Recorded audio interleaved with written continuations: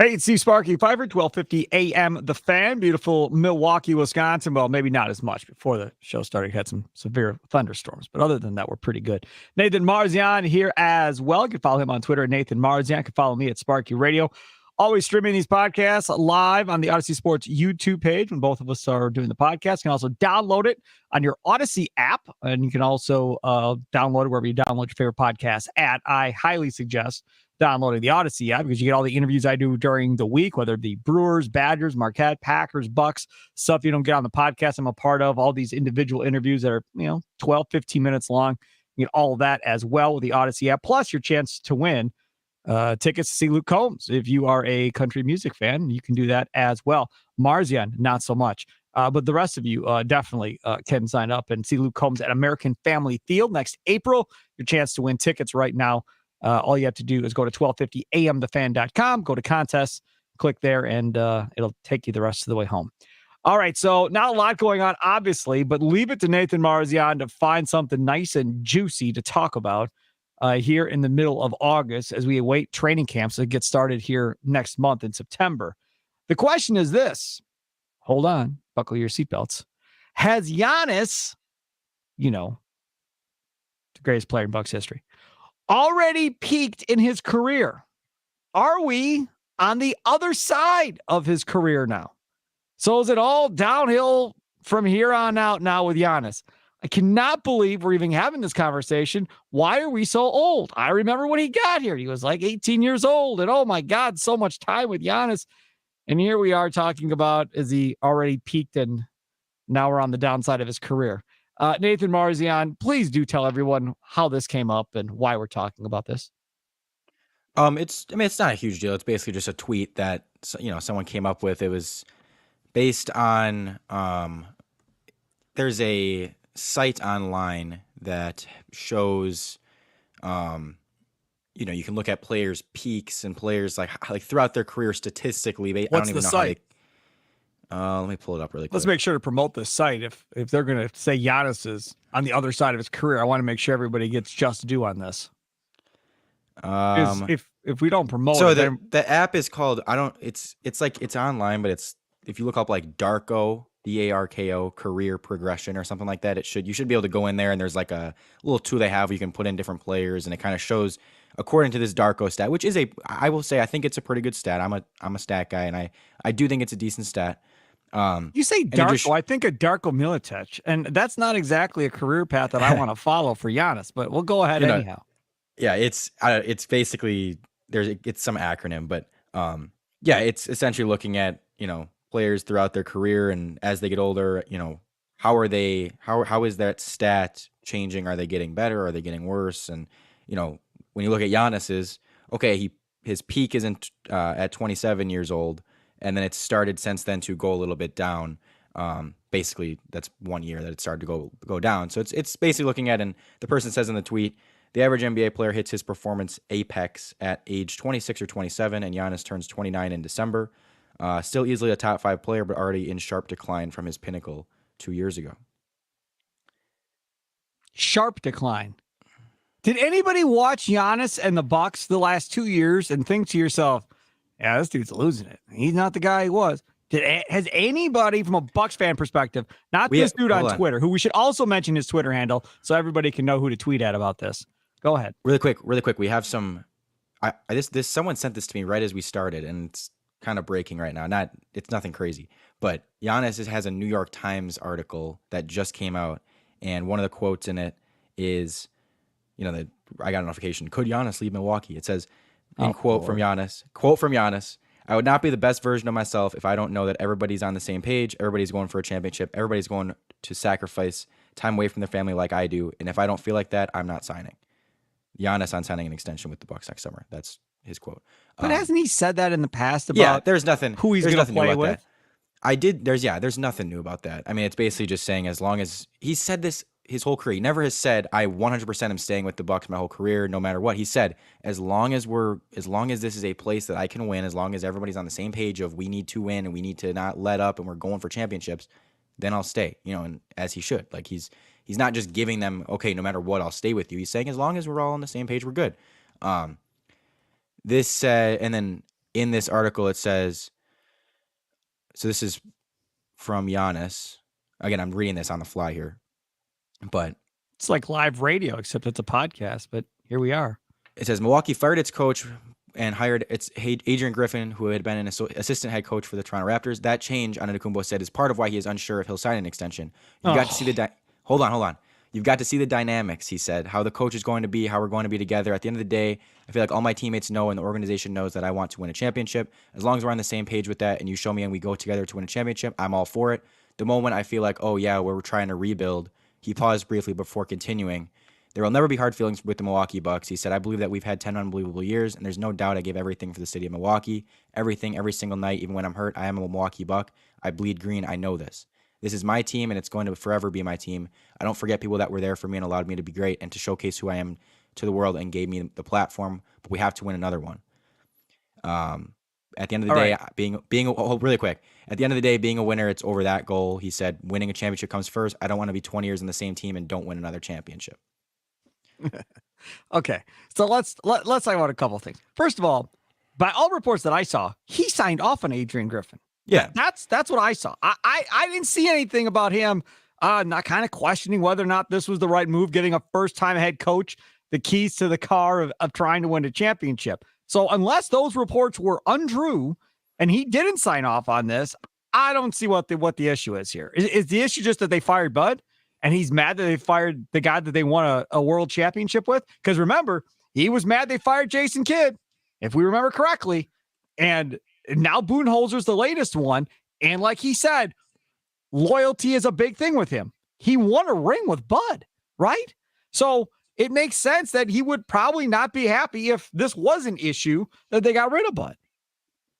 Yeah, he's not mad that they got rid of Bud. Like, let's not even go there. Everyone knows that. And go back and read that quote about Adrian Griffin again. Go back and read that quote about Adrian Griffin again. I will. It's not saying he's mad that, but it's just saying I got to make sure we're on the. If he's basically saying if Adrian Griffin comes in here and nobody's on the same page and it really blows up, okay, that could be something that causes me to leave.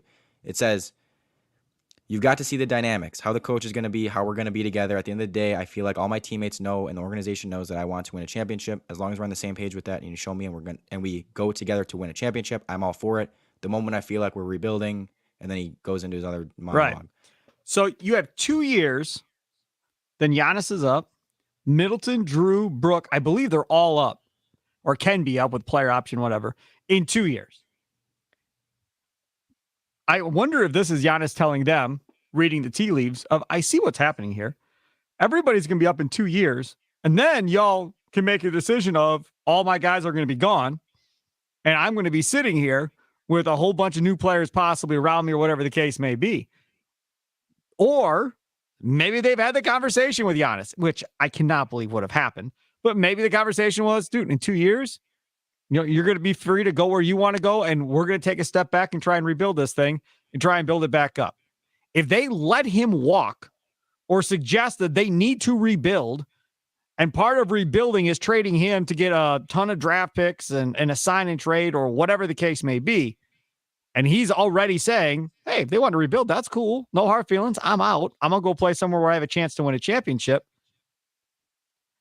I guess I kind of understand, but average Bucks fan is not going to understand if they gently nudge Giannis out the door to do a rebuild in a couple of years. People are not going to understand that. You are not going to understand that. You are going to be livid if they gently nudge Giannis out the door to essentially do a rebuild in Milwaukee, knowing full right well the odds of them ever finding another superstar like Giannis is slim to none at this point. Yeah, again, we don't really need to. We're not ever going to go into a rebuild intentionally with Giannis, and that's not going to happen. Well, he's not going to allow it. He just said it. Yeah, that's what I'm saying. If they're never going to choose, oh well, we really should blow it up. Okay, Giannis, we're okay losing you. That's not going to happen. It's not. Like, they're always going to try to put the best team around him. They're always going to try to keep him to stay, get him to stay. Now, if they get to a point where the team that they put around him really just sucks and they're not competing, then yeah, he's probably going to end up leaving. And that's as he should. Like, there's nothing wrong with that. But Nathan, you have 2 years, and I'm going to use air quotes. That's not true. What are you talking about? Coincidence. they're all pretty much rolling out at the same point in 2 years. With this core, you have 2 years. Right, but then what? Because Giannis, you I'm can sure trade. Remember we talked about it, we talked about this already. We said if they don't win this year, they got 3 first-round picks to trade next year. They've got right. Drew Holiday's contract to trade. They've got Brook Lopez's contract to trade. They can make so many moves that people don't even fathom right now. Everyone just thinks, oh, you signed Chris and Brook to extensions. You have to everyone kind of just assumes that they're just going to keep those guys for all those years. That doesn't. If things aren't working, they're going to change. They're going to make trades. They're going to do whatever they can to put the best team around Giannis and maximize the future, maximize what they're doing. Like, that's what they're going to do. But Nathan, don't you think Giannis is looking at everybody's contract situation and going, hey, I'm not an idiot. Like, I'm seeing how this is all lining up. And I'm just going to re-indicate to everybody that I want to continue to win championships. So whatever the plan is going to be in 2 years, if you want me to sign here long-term, you're going to have to lay out a plan for me to be here. Before, they gave Middleton that big deal and assured him that his guy Middleton was going to be with him. And that was a pretty good starting point for Giannis, knowing that Middleton was going to be there. Now everybody is going to kind of be in that same boat. Now you're right. Maybe they don't play well next year, or maybe they're going to play well. We know they're going to win the East, but you get to the playoffs. Let's say you get bounced early. Now everybody's going to look at Adrian Griffin and blame Adrian Griffin. But if they turn around then and blow up that core, let's say, come the summertime and Drew Holiday gets traded and Brook gets traded because Brook doesn't fit what they want to do defensively, and Drew's getting older, so they move on from Drew, and now it's Giannis, Middleton, and a couple of new guys, and still Adrian Griffin after you just got bounced in the playoffs. I don't know, man. I don't know. You're the one that brought this up. Let the record show. I did not bring this up on this podcast. You did, and now you have started to panic around the city of Milwaukee, all over the place, because we're talking about it on the Green and Growing podcast, Nathan Marzion. No, yeah, I mean, I'm just saying, it's, as you said, it's him saying, hey, so it's not a warning, but like just hey, I guess you could say warning. Yeah, if this, again, it's just him reminding us, as he did this before he signed the Supermax. Correct. Plenty of times where he's like, we got to stay committed to winning. I've got to know that, hey, this team is committed to winning. It doesn't have to mean that they're going to win championship after championship. Like, he's not just looking at it saying, we lost, because we saw him in the post game after they lost to Miami. He doesn't look at losses as just like, we lost, we failed, everything. So it's a step. It's if he thinks that this is something that they're going to build off of and they're going to look to get better. And, again, all signs were that he wanted to change the coach. He wanted to get Adrian Griffin. So I think that's a good sign. And if they get better this year and, even if they don't win the finals, if they get better and then maybe they make some changes and he's feeling better about the team, he's going to stay. Like, as long as they are committed to winning, he's going to stay. He's just not letting them off the hook and saying, yeah, no, I'll just stay here no matter what. I'm loyal no matter what. I'm loyal as long as you guys remain committed to, winning a championship and helping me achieve that goal, then I'll stay. And the other thing that he said is he doesn't want one championship in 20 years with the same team. He did say that, right? I didn't hear you wrong.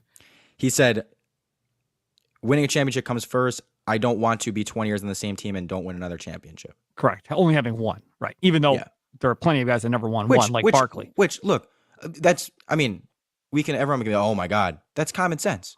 What do you like? Do you want him to say, oh yeah, I just want to win one? No, he wants to win another championship. Sure. So now, to me, it becomes, okay, so when we get to this crossroads, if there is that possibility of that super three again, and this time they're reaching out to Giannis to come play with them, whoever those other two guys are, does that then become more intriguing than doing whatever it is that Milwaukee is going to do? To this point, he's not been a part of a super team. He's not been invited to be a part of a super team. He's kind of been on the outside looking in at all of this. When we get to that point in 2 years, is that opportunity going to be there for him to go play with a couple other star players in another city, larger market, probably somewhere else, New York, wherever, to go play and have a chance to win several rings? And then will he turn down that temptation to stay here with the possibility to win maybe one more ring? Or let's go the other way. Could Milwaukee be the city where a super team is built? Could Giannis be the guy that orchestrates two superstars like Damian Lillard and somebody else coming to play with him? The problem is in 2 years, I'm not sure what Damian Lillard's going to have left. And the topic that we were doing just now, prior to that news breaking, was, has Giannis already peaked in his career? So where is Giannis going to be at physically in 2 years? as far as the level of play that he is at. Because by that time, he'll be what, 31? Is that right? I Yeah, think he's 31. he's turning 29 this year. So he'll be going into his age 31 season. Yes. But I will say no, he has not peaked, or at least he is not. We're not saying, oh, his best days are behind him. If you want to say that this is the best he'll ever get, that's fair. I mean, this is a pretty damn good, spot to be. But to act like he can't be still at his prime level, and that his peak is behind him and everything like that, I think is very dumb. We just saw him average 31, another 31, 12, and 6 season. And so what numbers is that guy using then? That's saying that he's on a sharp decline the last 2 years. I think, a lot of it is based on Giannis's efficiency went down this season. He had a less efficient season than he did in years prior. And I was actually looking at this today. A large reason for that seems to be when Chris was out, and when Chris was out until January when Chris came back, he was inefficient for that first part of the season, at least like based on his standards. He was 52% from the floor, 25% from three, which is even lower than he usually is. 58% true shooting. He's usually just a little above 60. 54% effective field goal percentage. And outside of 5 feet, he was 27%. So those were numbers that were definitely low, even, for his standards. And a lot of that has to do with, Chris was out. There's not another option out there to take some of that load off of him. And so, yes, he's going to be a little more inefficient. Like, I think that's a natural thing that will happen if you take away, if you took away a superstar's number 2 option, they're going to need to do more. They're going to be a little, and he's putting up the same totals. He's still putting up his 30 and 12 and 5, but it just was a little less efficient, which again, I think is fair. Like, that's expected. And so I remember around that time, around December, January, I'm thinking, because people were talking about, oh, this is a little bit of a down year for Giannis. And I'm like, well, wait for Chris to get back. Like, let's see what happens when we're fully healthy. Let's see how he looks when we kind of have our full team and things really get ramped up. And the numbers after Chris came back are 59% from the field compared to 52 before, 32% from 3 compared to 25 before, 61% effective field goal compared to 54 before, 63% true shooting compared to 58 before, and 35% outside of 5 feet compared to 27 before. So all those numbers went up. All those numbers went back to elite level over the last 4 months of the season. And so that to me, I'm like, is per 36 stats over the last 4 months were those stats, plus he had 37 points per 36, 14 rebounds, and 7 assists. He was incredible over the last 4 months of the season. And if that was what he did the entire season, which I think is very possible if Chris had been healthy, and also Giannis was dealing with injuries earlier in the season, and he obviously got hurt in the playoffs, but earlier in the season, he was kind of hampered by injury, missed some time. Him and Chris were missing games together because they both were a little bit banged up. But once things got ramped up and once Chris was back and once we kind of had our full team together, Giannis was the best player in the league. Like, he was better than anyone else in the league during that span. And as I said, if that had kept up all season, if he had done that at the beginning, which I think he can if everyone's healthy and he's healthy, he would have won MVP. He would have been the best player in the league. So I'm not worried about it at all.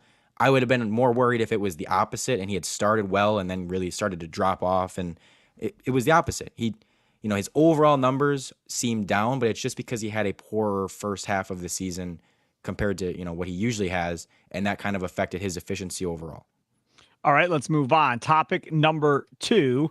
A little bit late to the show on this because everything else we ended up getting to. But Kendrick Perkins, last week, 2 weeks ago, made a comment that he believes Anthony Davis is going to be the NBA MVP in the 23-24 season, which seems ridiculous to me, I'll be honest with you.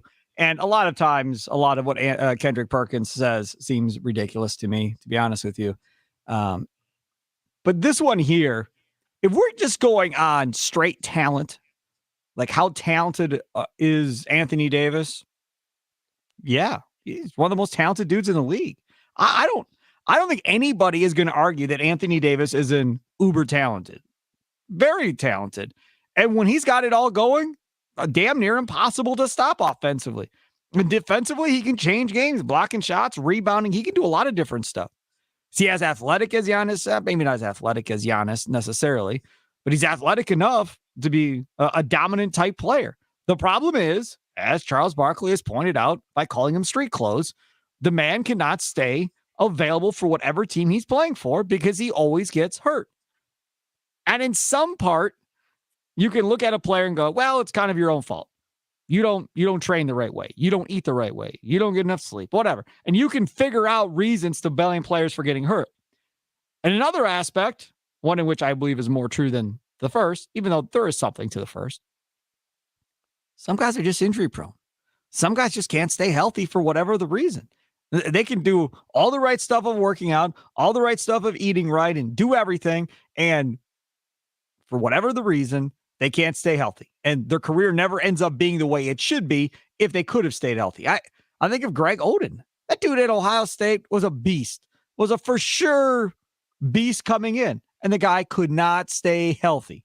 Kevin Durant went right after, and for the most part has been relatively healthy outside that Golden State deal his whole career. Really hasn't had any injury problems.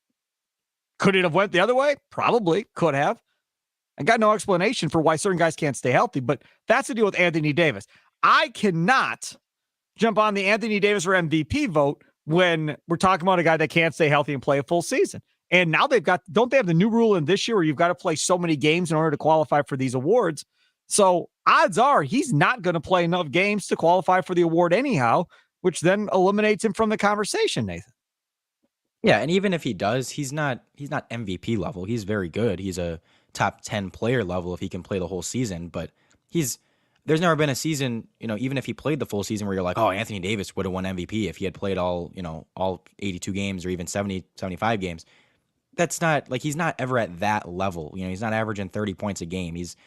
It's not happening. He's not winning MVP. He's a very good player when he's healthy and all that, and he can have some monster games, but like we kind of saw it last year too, even like in the playoffs, he'd have a monster game and then in the next game he'd have 12 points and 6 rebounds. And you're like, well, okay. Like he kind of would be on and off.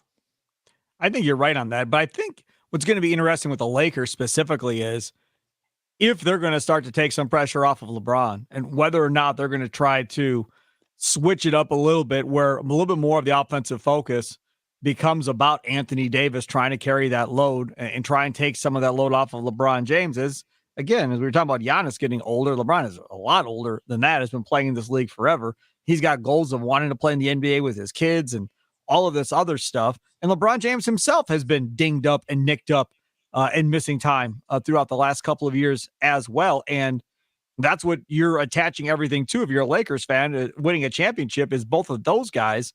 And I think it probably makes sense, I don't know if you agree, to look at Anthony Davis and go, dude, you got to score more than you have in the past. You've got to be more of an offensive player. We're going to try and take some of this load off of LeBron James so it's not all on him night in and night out. And LeBron tries his best to try and carry this team, and he doesn't suck. He's still a damn good player. But I think Anthony Davis makes more sense to try and carry this thing going forward here. Yeah, and I honestly do think that it's going to sound dumb, but I think they need to run through Austin Reeves a little bit more. I think that was something that in the playoffs last year they didn't do enough. It was because I feel like obviously AD and LeBron are better players, and so it kind of like almost similar to what the Bucks with Giannis, where we're kind of talking about. You don't always like just because he's the best player, you don't always have to run through him. You know, you can do and it kind of felt similar with those guys, where it's like it doesn't always have to be through them. Maybe generate some stuff for them, run a little bit more through Austin Reeves, pick and roll stuff there, and because that really worked in that Nuggets series. That was like one of the few things that was working for them offensively, was running pick and roll with Austin Reeves. And it was like they couldn't, I don't think they could get themselves to be like, hey, let's give Austin Reeves the ball more instead of LeBron and AD. It was always just like default to LeBron and AD, which again, you can't blame them. Those are their best players. But there's times where you kind of have to say, hey, what's actually working and what's actually more beneficial. And I mean, I think there's times where running it through him more could be good for the whole team. Actually end up, benefiting those guys more. So we both agree that it's not Anthony Davis necessarily as NBA MVP in 23-24. With that being said, Nathan Marzion, president of the Giannis fan club, who do you think right now, if you had to pick somebody to put some money down on, is going to be the guy that ends up winning MVP in 23-24? I really do think Giannis has a really good chance. I think the voter fatigue finally has kind of is maybe even going to swing the other way, where it's like, okay, we haven't given it to Giannis a few years in a row, and if he has another season where he's 30, 12, and 5, and it's like he's still this dominant, okay, let's give him another one. I definitely could see him winning it. I don't think Luka. For the past few years, I've kind of thought, okay, it might be Luka's turn, but their team is never good enough for him to be really leading the charge there. So I can't really say Luka. I could maybe see KD. Maybe he was really good. His numbers in the regular season last year when he played were really, really good, and the Suns were 8-0 in the regular season when he played. So you put those things together. If he has a fantastic regular season and they're, the best record in the league, I could definitely see him winning it. And obviously Jokic, I think, could win it just because, again, almost reverse voter fatigue, where last year they didn't give it to him because it was Embiid's turn. They might be like, hey, screw it, he deserves it. Give it to Jokic again if he's that good. But one of those three, I would probably put it on. And truthfully, if I had to bet on it, I might honestly say Giannis. I think they have a really good chance to be, again, the best record in the league, which doesn't mean much, but just for the sake of winning MVP, it can help. And I think he's going to have another great statistical season, and people are just going to be like, hey, it's time to give him another one. So you are not even considering, not even brought up in passing, the reigning MVP you're not giving any love to in going back-to-back in Joel Embiid. There's no way he wins it. There's no way he wins it. Why? How is he going to win it? Because every single year he loses in the second round. They finally give it to him. He still loses in the second round and chokes in the playoff. Like, there's no way he wins it again.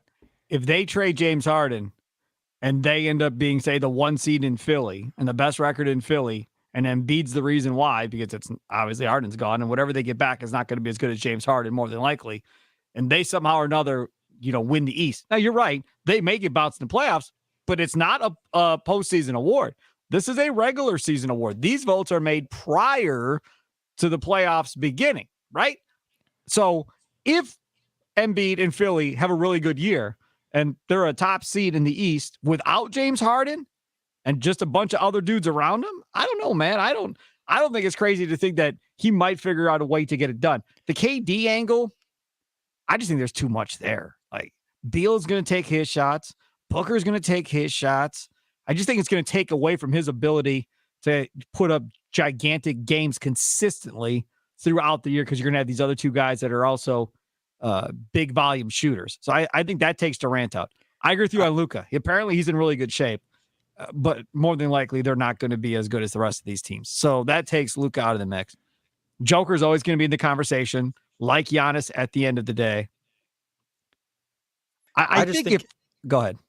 I was going to say, I just think Embiid's in that position that Jokic was in this year and Giannis was in 2021 after he lost in the bubble, of like, the only way he's getting it is if he is that much better than everyone else and there's no argument for anyone else, he'll win it. But if anyone else is close, they're going to give it to the other person. Like, they're not going to give him another one because, again, because of how many consecutive playoff failures he's had, it's like, why would we give this guy another MVP? What about Tatum? Jason Tatum. He's not consistent enough. He's really good. Top, again, 7-ish player.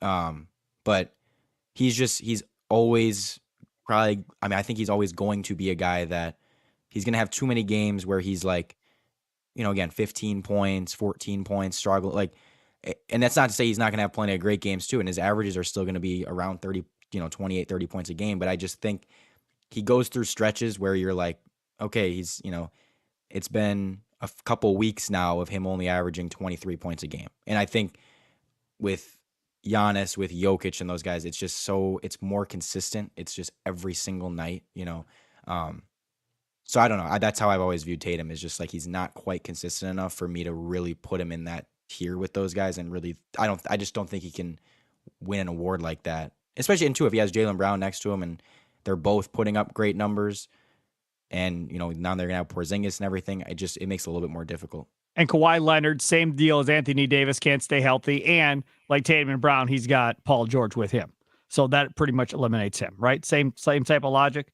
Yeah, I mean, again, I just don't see them having this consistently number one option on their team type of season where like there's definitely nights where Jaylen Brown's the number one guy and then Jaylen Brown, is the leader of that team. And it's like with the Bucks and with the Nuggets and stuff, like you just don't see that very often. It's like how often is there a game where Chris scores 35 points and Giannis scores 18? Like it really doesn't happen. No. It's like it never happens. No. Whereas there will be nights where Jaylen Brown goes off for 30, 35 points and Tatum might have a quieter game, and it's like and it's not a knock on Tatum. It's just like that and part of it is too the way they play. Giannis, the way he plays, people make fun of it and people make fun of how he can't shoot as well and all that.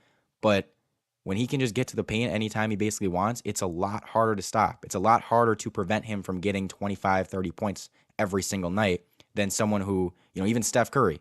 There's going to be nights where Steph Curry has 15 points because it's harder to consistently hit threes than it is to just consistently get to the line, consistently get to the paint and score. It's like when you're shooting threes, there's a bigger room for error, and there's just gonna be nights where all of a sudden, you're off and you have some bad nights, and that's what makes you a little bit inconsistent, and all of a sudden, I don't know, that's what kind of takes them out of that superstar tier for me, like a guy like Tatum. Obviously, Steph is in that tier.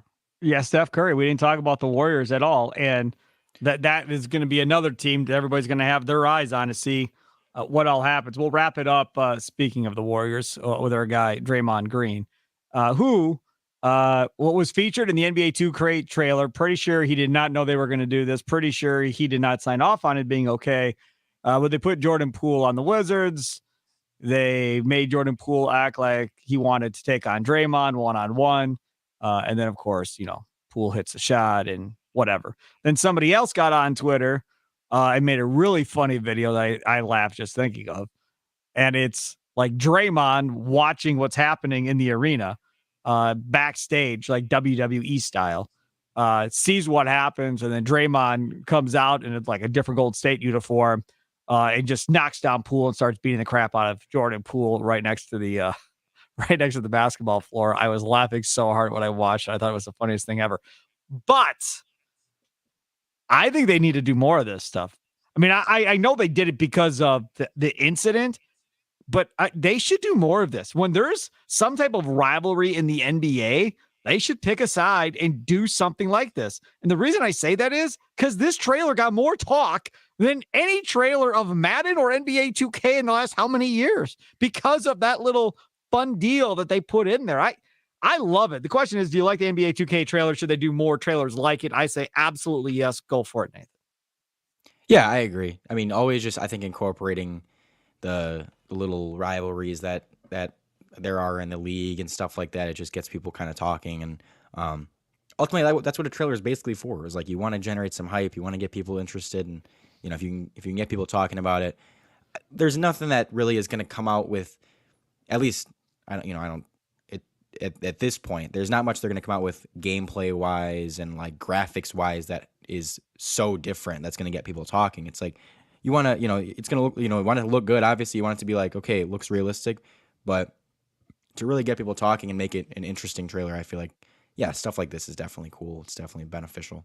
Love it. Absolutely love it. Here's Nathan Marzion. You can follow him on Twitter at Nathan Marzion. You can follow me at Sparky Radio. Download this wonderful podcast, Green and Growing. Tell your friends, tell your family members, subscribe, follow, do all that fun stuff.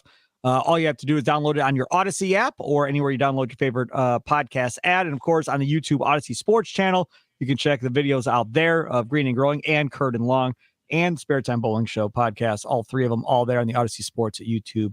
What do you got going on this weekend before we wrap things up, Nathan Marzion? What fun stuff do you got going on? I got a fantasy football draft tonight. Ooh. And then, yeah. And I got third pick, so hoping for Christian McCaffrey in the third. Nah. That's too Bijan. That's too early for Bijan. No, it ain't. But yeah, it is. I'll tell you right now. I will never take Bijan over Christian McCaffrey. I'll tell you right. Why? Well, we don't know if Bijan will be better. Healthy or not, but McCaffrey's one of those guys we just talked about. Never stays healthy. Always hurt. He played 16 games last year. Great. Tell me how many other times he's done that in his career. The man's always hurt. There is no way you could pay me to take that dude. No chance. There are certain guys that can't stay healthy. He's played 16 games 3 times in his career. Out of how many years? So he played, actually, 4 times. 4 times in his career out of 6, he's played every single game. He had 2 years where he got hurt. It was because it was back-to-back. There were back-to-back years where he did get hurt, and so it felt. And I think they were kind of similar injuries, but back-to-back years where he got hurt. So the last year was the first full year he's had in the last 3 years? Yes. There you go. Yeah. But before that, he played 16, 16, 16. So yeah, I can't do it. I'm taking Bijan Robinson. I'll tell you that right now. That's my guy. Mark my words. He will outscore Christian McCaffrey this year. And then you're gonna be like, I should have. And it's PPR, so that definitely changes things. That's why you should take Bijan. He's not. They're gonna split him out. They're gonna have Algier in the backfield. Dude, I'm locked in on the Falcons. Trust me. 16-year-old's a Falcons fan too. I watched this team all last year. And Arthur Smith, all he likes to do is run the ball and use running backs and all that stuff. Kyle Pitts should have been used way more than he was last year. You'll see. That's fine. I like Bijan. I like Bijan, but he's not the pass catcher that Christian McCaffrey is. He will be. Watch. You just watch. I'm telling you. I think he'll be very good. I'm not at all trying to say I think he's going to be the number one fantasy football player this year in points. No. That's not a quarterback. Yep. Watch. You'll see. That's all right, though. You don't have to listen to me. Anything else this weekend besides that tonight? No, same old, just going out, whatever. Nice, good. I'm going to the Brewers-Padres game on Sunday, so I am looking forward to that. Last game of the year we got tickets for, but I don't know why I'm telling you this, but I think we're going to the Friday night Brewers-Cubs game at the end of the year, possibly. We're looking at buying tickets for that, so we may be there. That could be playoff implications. Correct. Right. Which means there'll be people from Chicago all over the freaking place, which I'm going to dread.